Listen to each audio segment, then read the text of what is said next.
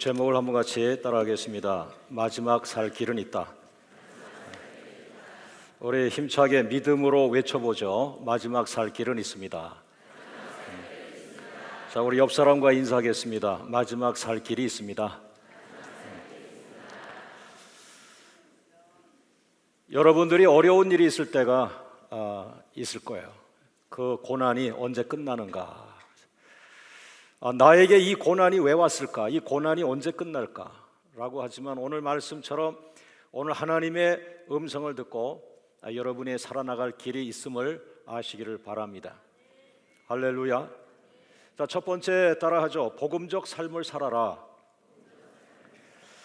2절 말씀을 같이 한번 보겠습니다. 하나님께서 아브라함에게 직접 주신 말씀인데요. 창세기 22장 2절 말씀 시작. 여호와께서 이르시되 내 아들 내 사랑하는 독자 이삭을 데리고 모리아 땅으로 가서 내가 내게 일러 준 산 거기서 그를 어떻게 하라? 번제로 드리라 그랬어요. 여러분, 고난 중에 우리가 동서남북이 가로막혔어요. 그럴 때 하나님, 내가 도대체 이 고난에서 살아날 수 있겠습니까? 라고 할 때 하나님께서 내가 살아날 길이 있다 라고 말씀하면서 오늘 창세기 22장 2절 말씀에 너를 하나님께 드리라 라고 한다면 오늘 그 말씀이 여러분의 마지막 살 길이라고 생각이 됩니다. 오늘 하나님께서 아브라함에게 명쾌하게 말씀했습니다. 너는 내 아들 이삭을 번제로 드리라. 아들을 제물로 바치라. 이렇게 엄청난 말씀을 했어요. 이러한 하나님의 명령은 인간의 이성으로 납득할 수가 없어요. 그러나 하나님의 말씀은 이성으로 납득하는 것이 아니라 하나님의 말씀은 신앙으로 받아들이는 겁니다. 오늘 여러분의 영성이 2배가 되길 원합니다. 여러분의 기도가 더 깊어지길 원합니다. 기도하지 않은 목회자는 목회자이지만 이성이 너무 발달해가지고 그 이성적 합리적 사고로 하나님의 명령을 이해할 수가 없어요. 어떻게 해서 난 아이인데 그 아이를 하나님께 바치라고 하는 것일까? 그리고 하나님은 사랑의 하나님인데 어떻게 그렇게 무시무시한 말씀을 할 수 있을까라고 생각할 겁니다. 그러나 하나님께서 아브라함에게 외아들 이삭을 바치라고 하신 이유가 있습니다. 여러분 어떻게 생각하세요? 하나님께서 왜 이렇게 끔찍한 명령을 내렸을까요? 그것은 12절 말씀을 보면 역으로 해석을 할 수가 있습니다. 창세기 22장 12절 말씀을 같이 한번 읽어보겠습니다. 시작. 사자가 이르되 그 아이에게 내 손을 대지 말라. 그에게 아무 일도 하지 말라. 내가 내 아들 내 독자까지도 내게 아끼지 아니하였으니 내가 이제야 내가 하나님을 어떻게 하는 줄 경외하는 줄을 아노라. 할렐루야. 하나님께서 아브라함에게 아들을 바치라고 한 것은 단 한 가지를 테스트하기 위한 것이죠. 그 한 가지가 무엇입니까? 아브라함이 하나님을 경외하는 사람이구나. 아브라함아, 내가 나를 경외하였구나. 하나님을 경외하는지 하나님을 경외하지 않는지를 알아보시기 위해서 하나님께서는 그 아들 이삭을 바치라고 말씀했던 거죠. 여러분, 하나님께서 아브라함을 볼 때에 얼마나 그 아들을 사랑하겠습니까? 또 그 아들은 실제적으로 하나님께서 아브라함에게 주신 귀한 아들입니다. 그런데 하나님께서 구약이나 신약이나 계속해서 우리들에게 시험을 하는 그 시험 중에 가장 중요한 시험 제목이 내가 이 사람들보다 나를 더 사랑하느냐, 내가 어느 대학을 나왔느냐, 내가 연봉이 얼마냐라는 것을 주님은 구약이나 신약이나 물은 적이 없어요. 그러나 계속해서 구약과 신약의 하나님의 관심은 너는 이 사람들보다 나를 더 사랑하느냐, 더 직접적으로 내가 그렇게 귀하게 낳은 아들보다 나를 더 사랑하느냐, 내 아내보다 나를 더 사랑하느냐. 이때 남자가 아멘을 잘못하면 오늘 밥을 굶습니다. 부인이 옆에 있을 때는 따로 골방에 가서 대답하겠습니다. 이런 것도 괜찮아요. 사랑하는 여러분, 하나님보다 더 사랑하는 것은 무엇일까요? 그것은 우상입니다. 십계명에서 하나님 외에 다른 우상을 섬기지 말라 그러는데 내가 낳은 아이가 나의 우상이 됐다. 내가 사랑하는 아내가 내 삶의 우상이 되었다. 내가 존경하는 남편이, 그리고 그 멋진 남편이 대학생 때부터 지금까지 한 여자의 마음에 참 그 감동을 주고 존경하는 건 아름답지만 그러나 우상의 수준까지 가버리면 안 된다. 의학적으로 아이를 낳을 수 없는 사람이 아이를 낳았다면 얼마나 그 아이를 사랑하겠습니까? 아이가 없다가 나이 들어서 늦둥이를 낳았다면 그분에게 그 아이는 얼마나 사랑스럽겠습니까? 하나님께서 기도 중에 나타나셔서 3년, 5년, 10년 계속해서 내가 너에게 아들을 주리라, 내가 너에게 아들을 주리라, 내가 너에게 아들을 주리라 하면서 25년 지난 후에 그 약속의 아이가 태어났다면 그 아이는 약속의 아들이요, 언약의 아들이요, 얼마나 영광스럽고 존귀하고 귀하겠습니까? 그런데 오늘 하나님께서 그 귀한 아이를 하나님께 바치라고 말씀했습니다. 오늘 제가 목사인데 나에게 고난이 왔습니다. 돌아보니까 목사가 고난받을 이유가 없는데 왜 세상 거 다 내려놓고 십자가의 길 가겠다고 신학을 공부하고 목사가 됐는데 왜 이렇게 개척교회를 하는데 고난이 많을까? 고난이 많을까? 내가 목사로서 목회를 시작은 했지만 나를 드리지 않았더라고요. 나를 드리지 않았던 거예요. 다만 내가 신학대학 교수가 하고 싶었고 미국에 유학을 가고 싶었고 더 좋은 지도자가 되고 싶었는데 그 길을 다 막으시니까 돌아보니까 딱 한 길이 남아있는데 그 길이 개척교회예요. 그 길이 목회였던 것뿐입니다. 난 하나님에게 나를 드리지 않았습니다. 내가 하고 싶었던 길은 다 막았기 때문에 막아있지 않은 하나의 길, 개척교회로 난 간 겁니다. 내가 개척교회를 헌신한 거 아니에요. 난 목회자의 소명이 없었어요. 내가 원하는 것을 막아놨기 때문에 난 일로 가고 싶고 난 이게 하고 싶어요. 내 젊음의 피가 끓어올라요. 미국 가서 공부 잘할 것 같아요. 미국에서 학위를 마치면 난 한국에 안 돌아와. 런던에 가서 케임브리지나 옥스퍼드에서 아니면 더 깊은 연구기관에서 해가지고 또 프랑스에 가서 존 칼빈의 고향에 가서 스트라스버그에 가서 라틴어 원전을 들여다보면서 뭔가를 가지고서 다시 학교에 돌아오거나 한국교회에 돌아왔으면 하는데 이 길은 하나님께서 막아놓으셨어요. 아무리 시도를 해도 하나님께서는 그때마다 사건으로 고난으로 나한테 함께했지 열어주지 않았어요. 그러나 어느 날 5개월간 기도하고 나니까 이쪽에 길이 하나 빼끔하게 나와 있어요. 이 길이 열렸다라고 했는데 열려 있었기 때문에 간 것이지 좋아서 간 건 아니에요. 그게 개척교회였습니다. 목회자였고요. 내가 바칠 것을 바치지 않았을 때 내가 목사지만 고난이 오더라. 여러분, 장로님이 되셨다. 그것은 하나님 성경으로 보면 복의 복입니다. 그런데 왜 장로님 가정에 고난이 옵니까? 바칠 것을 바치지 않았다라고 봐야 됩니다. 사랑하는 여러분, 복음적인 삶을 살아간 사람들, 이 복음적 삶이라는 건 무엇입니까? 복음이 있는 삶을 살라는 것입니다. 갈 곳이 없어서, 먹고 살 것이 없어서, 생계수단이 없어서, 그래서 내가 개척교회를 하고, 개척교회가 생계수단이냐, 개척교회가 생계수단이냐는 것입니다. 지금까지도 유치원을 안 하고 있는 이유 중에 하나가 그것이 교회의 비용을 플러스하는 수단이 되지 않게 하기 위해서. 물론 모든 교회가 그런 것은 아닙니다만 저의 경우에는 그런 마음이 강하게 왔어요. 하나님, 나는 어린이집이라든지 유치원이라든지 나도 그거 하라고 그러시면 하겠지만, 그러나 우리 교회는 복음을 집어던져서 복음이 폭발해서 그 복음으로 사람들의 영혼이 구원받아서, 그래서 하나님이 기뻐하시는 그런 교회가 되게 하여 주시고, 내가 생계수단을 위해서 우리 교회 운영비를 조금 더 추가하기 위해서 내가 돈을 생각해서 그러한 일은 하지 않게 하옵소서.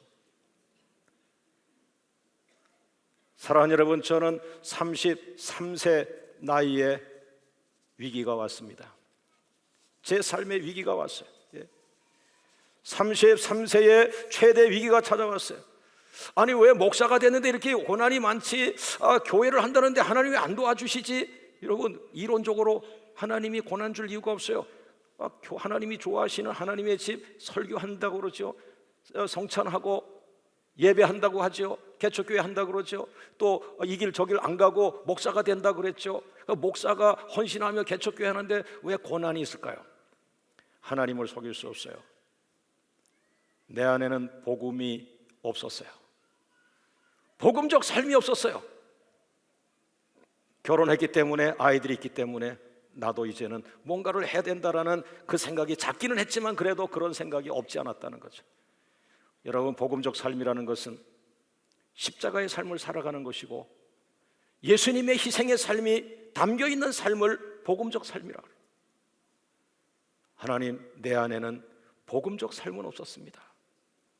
어느 성가대 지휘자를 보고, 성가대 연주자를 보고 성가대원들이 그 기뻐하며 그 희생하고 하는 것들을 보면서 저런 모습들이 복음적 삶이지요. 주님,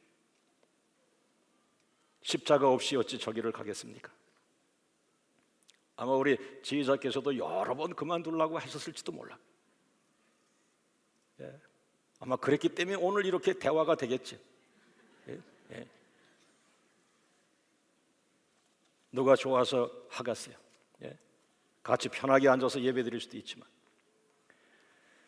사랑하는 여러분, 33살에 최대 위기가 왔습니다. 계속 고난이 오고 고난이 오고 고난이 와도 제가 고집이 센 건 아닌데 내가 하고 싶은 게 너무 있기 때문에 내 마음을 하나님께 쉽게 드릴 수가 없었어요. 나는 이 길을 꼭 한번 해보고 싶었기 때문에. 그런데 아내가 고생하고 아이가 고생하고 또 내가 스스로 고통이 너무 많고 하여튼 하나님은 나를 아프게 하셔야 내가 변하더라고요. 되게 고약한 성격이요. 기도하면서, 하나님, 이제는 제가 어떻게 하면 살겠습니까? 고난이 너무 길고 고난이 힘드네요. 마지막 살 길은 무엇입니까? 라고 할 때 제 가슴을 파고 들어온 하나의 음성이, 너를 하나님께 드려라. 마지막 살 길이 있어요. 나를 하나님께 드리는 거예요. 다 내려놓아라. 교만도 내려놓고 세상 평판 다 내려놓고 너의 기대와 너의 비전과 너의 생각 다 내려놓고 중요한 건 지금 살아야 돼. 지금 살아야 돼. 다 내려놓아 너를 하나님께 드려 복음적 삶을 살다가 죽어라. 십자가의 삶을 살다가 죽어라. 내가 유명해지는 목사보다 내가 예수 따라가는 목사 되는 걸 내가 원한다. 너 목사 됐잖아. 뭐가 필요해? 예수님만 닮아가. 예수님만 따라가. 예수님보다 사랑하는 것들 다 버려. 예수님만 따라가. 저희 교회에 청년이 간호사인데 선교지에 치과병원에 1년 가서 헌신하고 왔어요. 참 대단한 것 같아요. 복음적 삶이라. 우리 교회에 닥터들, 의사들이 계신데 방학 때마다 그 휴가를 선교지에 반납해서 선교지에 가서 그 선교지에 어렵고 힘든 병원에 한 번도 가보지 못하고 조그만 종기 때문에 팔을 자르고 다리를 잘라야 되는 그 사람들에게 약을 주고 주사를 놔주고 치료를 해주고, 그 사람이 의사 되고 간호사 되는데 누가 도와주지 않았지만 자기들이 어려운 공부에서 의사 간호사가 되놓고 그것을 가지고 복음적 삶에 헌신하는 사람들. 만약에 여러분 가운데 훌륭한 의사가 되었는데 단 한 번도 단기 선교를 간 적이 없다면 그 의사는 오늘 주님 앞에 자신을 드리길 원합니다. 오늘 여러분에게 건강을 주고 여러분에게 아름다운 가정을 주고 좋은 기업을 주고 생업을 주고 먹고 살 만한 기업을 줬는데 여러분들이 그 많은 축복을 가지고 단 한 번도 주님의 복음을 위하여 드린 적이 없다면 오늘 여러분 여러분의 기업을 주님께 드리십시오. 할렐루야, 할렐루야, 할렐루야. 두 번째 따라합니다. 나도 복음적 삶을 살 수 있다. 유명한 사람이 될 수 있다는 거 말하지 않았어요. 내가 성공할 수 있다고 말하지 않았어요. 나도 예수님은 따라갈 수 있다. 나도 복음적 삶을 살 수 있다. 내 눈에서 예수님이 떠나지 않게 하면 되지. 내가 십자가에서 눈을 떼지 않으면 되겠지. 귀를 막고 오직 십자가만을 바라보면서 십자가를 바라보지 못하게 하는 사람은 다 나를 유혹하는 사람들이다. 그것이 명예가 될지라도, 그것이 돈이 될지라도. I can do. 나는 할 수 있다. 무엇을? 다른 건 못해. 예수님은 따라갈 수 있을 것 같아. 복음적 삶을 살 수 있을 것 같아. 오늘 본문에 두 사람이 나옵니다. 아버지와 아들이 나옵니다. 아버지 아브라함의 순종이 나오고 아들 이삭의 순종이 나오는데, 저는 아버지 아브라함의 복음적 삶이요 아들 이삭의 복음적 삶이라고 재해석을 해보았습니다. 작은 첫 번째로 아버지 아브라함의 복음적 삶은 무엇입니까? 하나님께서 내 아들을 하나님께 바치라고 했을 때 3절 말씀에 아브라함이 아침에 일찍 일어나 나귀의 안장을 채우고 그 아들 이삭을 데리고 번제슬 나무를 쪼개어 가지고 떠나 하나님이 가라고 하는 곳에 갔다. 놀라운 사실은 그 본문에서 사랑하는 아내 사라와 상의했다라는 말이 없습니다. 어떻게 아브라함이 이렇게 이상한 삶을 살까? 아내하고 상의를 하지 않고 어떻게 생존할 수 있을까? 우리 한국에서는 이건 무서운 얘기입니다. 이렇게 엄청난 일을 결정하면서 아들의 미래와 아들의 진로를 결정하면서 그것도 아들을 하나님께 제물로 바친다고 하는 엄청난 걸 결정하면서 어떻게 그 아이를 배로 낳아서 아파가지고 난 그 엄마의 의견을 묻지를 않고 아버지가 결정을 할 수 있겠느냐라는 것이죠. 제가 곰곰이 묵상을 하면서 과거에 또 지금도 아브라함은 아내의 말을 존중하는 사람이에요. 아주 인격적이에요. 양보할 줄 알고 겸손하고 온유한 사람. 그런데 과거에 경험이 뭐가 있어요? 이삭을 주겠다고 아들을 주겠다고 했을 때 그 아내의 말을 들었다가 이스마엘이 태어났어요. 여보, 13년 전에 당신이 어떤 여자를 낳고 잠자라 그래가지고 당신이 괜찮다고 그래가지고 그렇게 해서 애기 낳으면 된다 그래가지고 당신이 밀어내준 그 여자랑 내가 잠을 자가지고 애기 낳는데 그 이스마엘 낳아가지고 우리 하나님 앞에 무지하게 혼났잖아. 그때 당신의 의견 들은 거예요. 아내의 말을 13년 전에 듣고서 이스마엘을 낳아서 13년간 하나님이 말도 안 하고 우리 가정을 돌아보지 않았던 비참한 때가 있었다는 거예요. 아내의 말을 듣다가 이스마엘을 낳았고 아내의 말을 듣다가 지난 13년간 하나님께서 나타나지 않는 어려운 일이 생겼다. 그런데 또다시 하나님께서 네 아들 이삭을 바쳐라라고 할 때 이거 아내랑 상의해 라고 하다가 하나님은 사랑의 하나님이니까 내가 이것을 순종하고 나중에 영광이 오면 아내에게 돌려야 되겠다 하는 생각이 있었겠죠. 어쨌든 아브라함은 하나님의 명령을 듣고 아내와 상의하지 않았고, 두 번째, 그 아들과 타협하지 않고 아들을 설득하지 않았습니다. 7절 말씀에 지금 보세요. 어린 아들과 지금 아버지가 지금 제물 드리러 가는 거예요. 이 아들을 제물 삼아 드리러 가는 거예요. 아들도 똑똑한 아들이 눈치가 없겠어요. 아빠, 아버지, 내 아버지요. 그러니까 그 머쓱해가지고 아들아, 내 아들아, 나 여기 있다. 아니 뭐 옆에 있는 걸 몰라? 할 말이 없는 거예요. 어색한 거예요. 왜? 이 아들을 지금 바치러 가는 거니까. 얘 하고 싶은 일 많거든. 지가 원하는 거 많거든. 자기 꿈을 나한테 많이 얘기했거든. 그런데 하나님은 그 아들을 바치라고 하니까 아버지는 할 말이 없는 거예요. 그렇다고 해서 안 드릴 수는 없는 거예요. 하나님은 사랑의 하나님이요 더 좋은 걸 주시는 하나님이 틀림이 없기 때문에. 할렐루야. 그러면서 창세기 22장 8절 말씀에 아브라함이 그 이삭의 말에 대답을 하는 거예요. 아버지, 그 제사를 드린다고 하는데 그 번제 드릴 양은 어디 있습니까? 제물로 드릴 양은 어디 있습니까? 야, 양 없어, 너를 바치는 거야, 이렇게 얘기해야 되는데 이게 뭐 정곡을 확 찌르니까 아들이 할 얘기 없으니까 번제할 어린 양은 가보면 하나님께서 준비해 놓으셨을 거야 라고 얼버무리고 넘어갔어요. 어쨌든 아버지 아브라함은 자기에게 주어진 일을 잘했어요. 복음적 삶을 결단했어요. 작은 두 번째로 아들의 복음적 삶은 더 위대하다고 봅니다. 전 오늘 할 말이 없는 것이 이 아버지 아브라함의 믿음도 좋지만 이 아들 이삭의 믿음은 저를 감격시키고 있습니다. 내가 성인이 되었고 내가 많은 목회를 한 경험이 있는 목사임에도 불구하고 이 본문에서 이 어린 아들 이삭이 하고 있는 이 순종의 모습은 이해를 할 수 없는,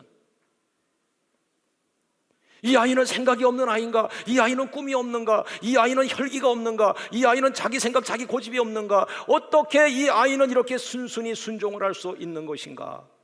놀랍게도 나는 그 어린 이삭에서 예수 그리스도의 모형을 보았습니다.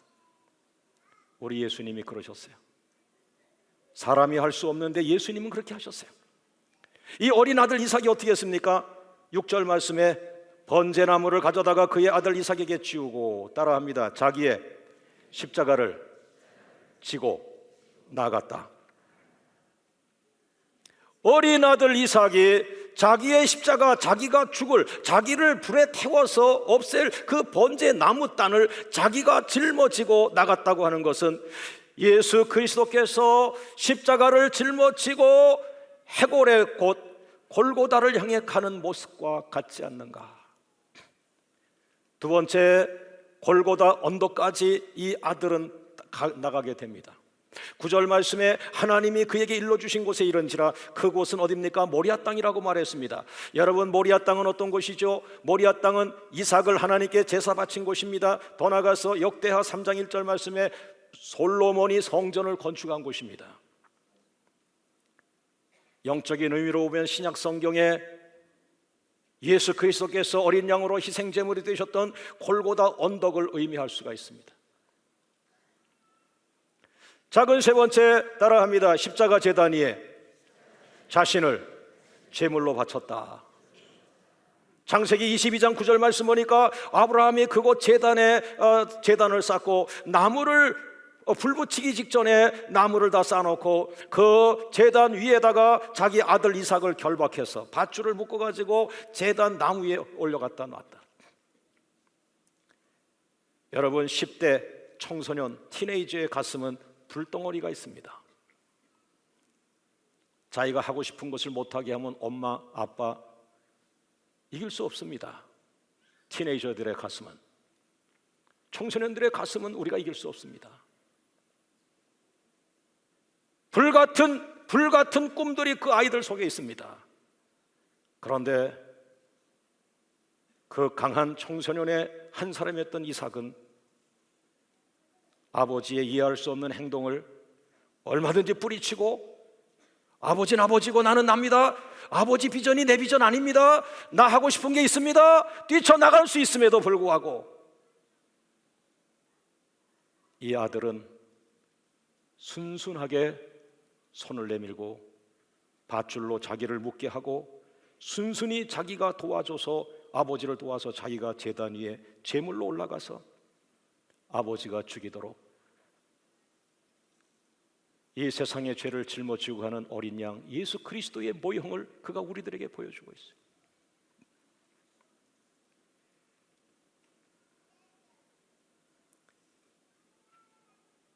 세 번째로 넘어갑니다. 따라하죠. 복음적 삶은 반드시 승리한다.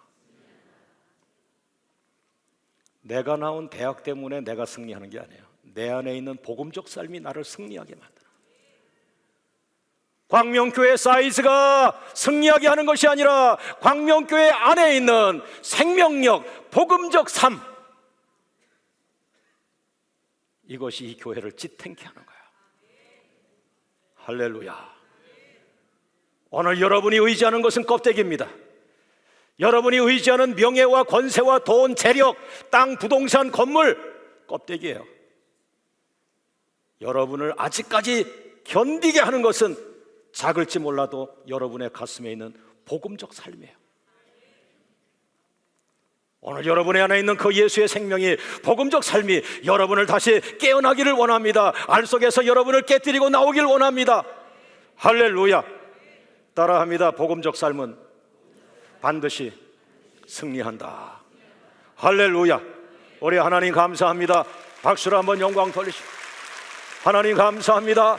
내 안에 생명력, 내 안에 복음적 삶, 내 안에 십자가의 삶, 이것이 내 생명력이 되게 하여 주옵소서. 할렐루야. 할렐루야. 그 복음적 삶이 반드시 승리하는데 오늘 본문에 세 가지가 나옵니다. 첫 번째 따라하죠. 복음적 삶은 죽지 않는다. 복음적 삶은 부흥한다. 복음적 삶은 세계를 살린다. 할렐루야. 여러분 13절 14절에 보니까 제물 드릴 양이 없어서 그 아들 이삭을 잡아가지고 칼로 찔러서 죽이려고 하는 순간에 하나님께서 허겁지겁 아브라함아 아브라함아 아브라함아 그만해 그만해 그만해, 이제 됐어. 네 아들 죽이면 안 돼. 네 아들 죽이려고 한 거 아니요. 네 아들 죽이려고 한 거 아니요. 그만해, 멈춰. 내가 네 아들까지 아끼지 않는 것을 보았으니 너도 살고 네 아들도 살릴 것이라. 할렐루야. 누가복음 17장 33절 말씀에 자기 목숨을 보존하고자 하는 자는 잃을 것이요 잃는 자는 살리리라. 너는 죽고자 했으니 죽지 않고 살아나리라. 내가 네 아들을 바치려고 했으니 네 아들 죽지 않는다. 네 아들 살아난다. 할렐루야. 할렐루야. 이삭을 제단에서 끌어냈습니다. 이삭아, 얼마나 고생했니? 아버지 너한테 얘기도 못하고 너를 하나님께 바치라고 그래서 내가 바칠 수밖에 없었는데 하나님 우리 마음을 받으셨구나. 이제 너도 살고 나도 살았구나. 내려와라. 아버지가 밧줄을 풀어줄 때 얼마나 감격했겠어요. 얼마나 둘이 끌어안고 울었겠어요. 예? 여호와 이레, 먼저 가서 재물을 준비하신 하나님. 오늘 여러분이 창업하기 전에 여러분의 창업보다 먼저 가서 여러분의 물자를 준비하고 자원을 준비하고 돕는 자를 준비하고 그 건물을 준비하고 심지어 의자와 책상까지 준비하신 하나님을 믿으시기를 주의 이름으로 축원합니다. 할렐루야. 담대하게 하나님 아직 준비가 안 돼서 못 가겠어요. 아직 땅이 준비가 안 됐어요. 아직 건물이 준비가 안 됐어요 라고 하지 말고 복음적 삶은 준비된 것을 믿고 가는 것입니다. 할렐루야. 우리 하나님께 감사합니다. 박수로 한번 영광 돌리시오. 하나님 감사합니다. 하나님 감사합니다. 여러분의 삶에 먼저 가서 준비하신 하나님, 여러분이 그토록 사랑하는 아들보다 먼저 가서 그 아들의 미래적 축복을 준비하신 그 하나님, 두려워하지 말고 담대하게 아들을 하나님께 맡기세요. 담대하게 여러분 자신을 하나님께 맡기세요. 두려워하지 마세요. 담대하세요. 하나님은 전능하신 분이십니다. 하나님은 사랑의 하나님이십니다. 자, 그 두 번째 따라하죠. 복음적 삶은 부흥한다. 17절 말씀에 내가 네게 큰 복을 주고 네 씨가 크게 번성하여 저 하늘의 별과 같으리라. 하늘의 별과 같고 저 바닷가의 모래 같게 하리라. 따라합니다. 큰 부흥을 주신 하나님. 복음적 삶이 없는 곳에 부흥이 없어요. 광명교회가 어느 시점에서부터 부흥이 일어났어요. 난 압니다. 그 부흥의 시점을. 내가 거꾸러지는 시간이에요. 내가 하나님 앞에 혈기 내려놓고 내가 하나님 앞에서 죽겠다고 한 그 순간부터일 거예요. 내가 부흥을 가로막은 장본인이에요. 지금도 열심히 기도하려고 하는 것은 내가 부흥을 가로막지 않게 해달라는 거예요. 3일 금식 하는 이유 간단합니다. 하나님의 부흥을 내가 가로막지 않게 해주세요.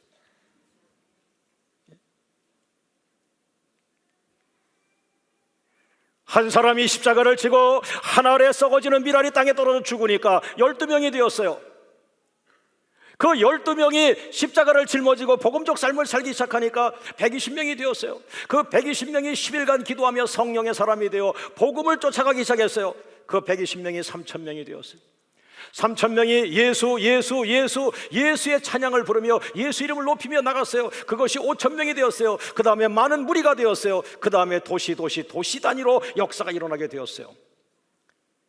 그러나 저는 내 입술에 올리고 싶지 않은 가문이지만 미국의 유명한 대통령의 가문이 복음을 반대하는 삶을 살았어요.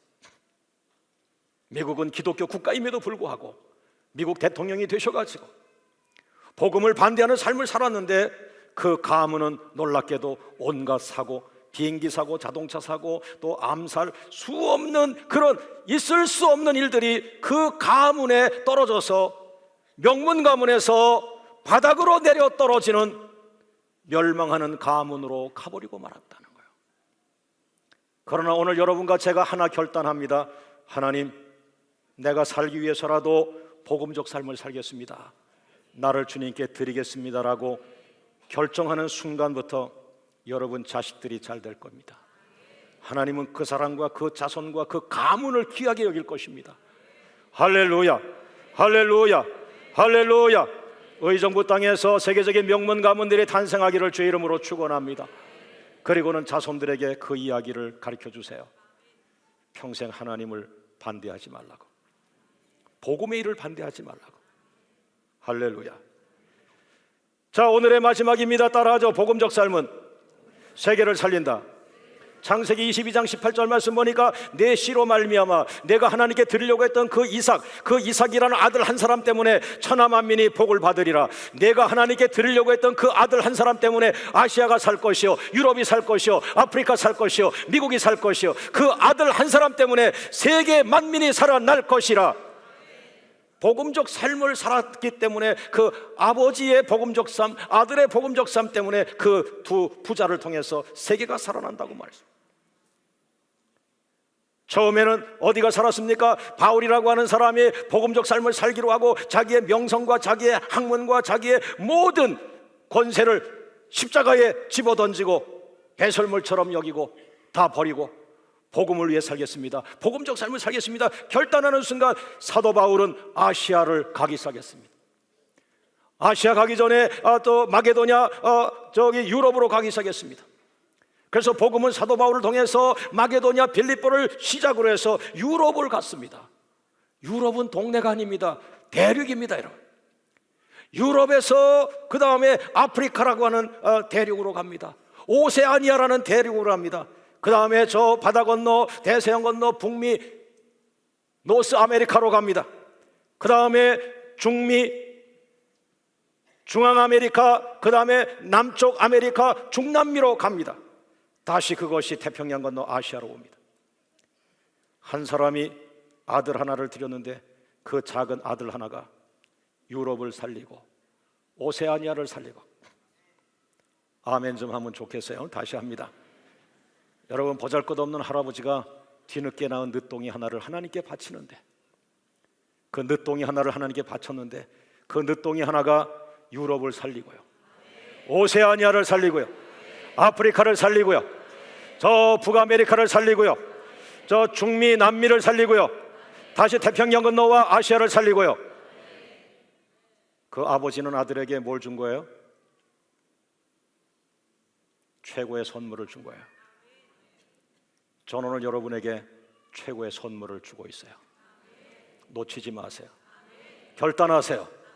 담대하게 여러분의 남은 생애를 하나님께 드리세요. 창업하시는 분들, 어렵게 창업하시는 분들, 시작부터 이 기업을 하나님께 바칩니다.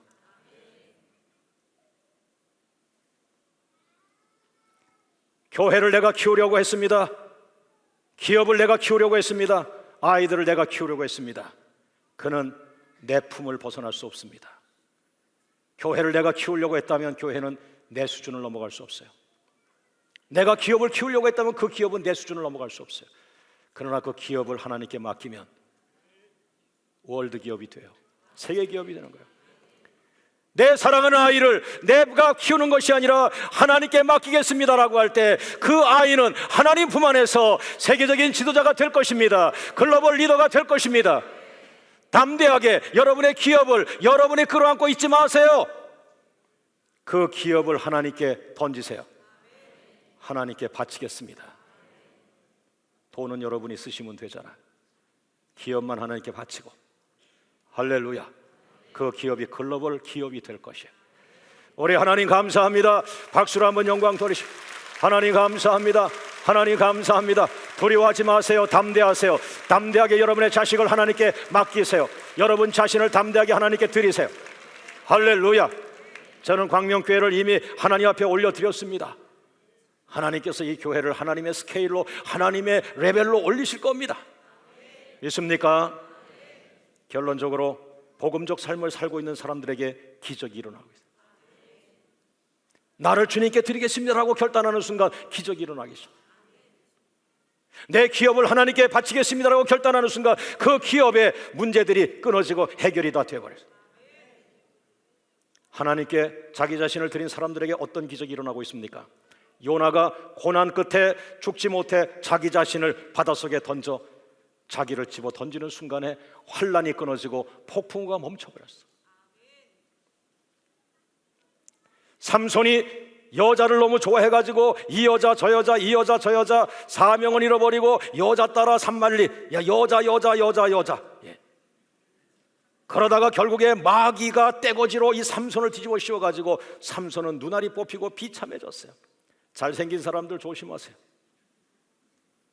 여자도 잘생긴 남자를 좋아하겠지. 사단의 세력이 몰살돼 버렸어요. 삼손이 마지막 깨닫고, 아, 내가 하나님 사람인데 내가 여자들만 쫓아다녔구나. 삼손에게 결단했어요. 내 남은 생에 비참하지만 남은 생에 복음적 삶, 하나님의 나라를 위해서 내 삶을 던지겠습니다라고 하는 순간 그를 괴롭히던 사단의 세력이 몰살해버리고 길고 긴 사단과의 전쟁이 끝나버렸어요.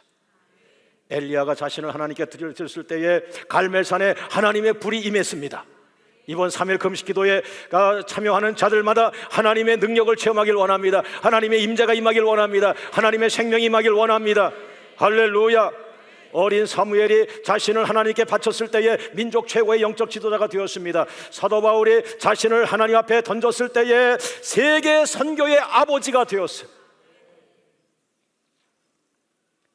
사도 요한이 복음적 삶을 살기로 결단하고, 난 이제 남은 생에 기도만 하다가 천국 가겠습니다. 오직 기도하다가 눈이 열려 하나님의 보좌를 보았고, 드디어 하나님의 보좌를 보며 살아있는 하나님을 예배하는 살아있는 예배자가 되었습니다.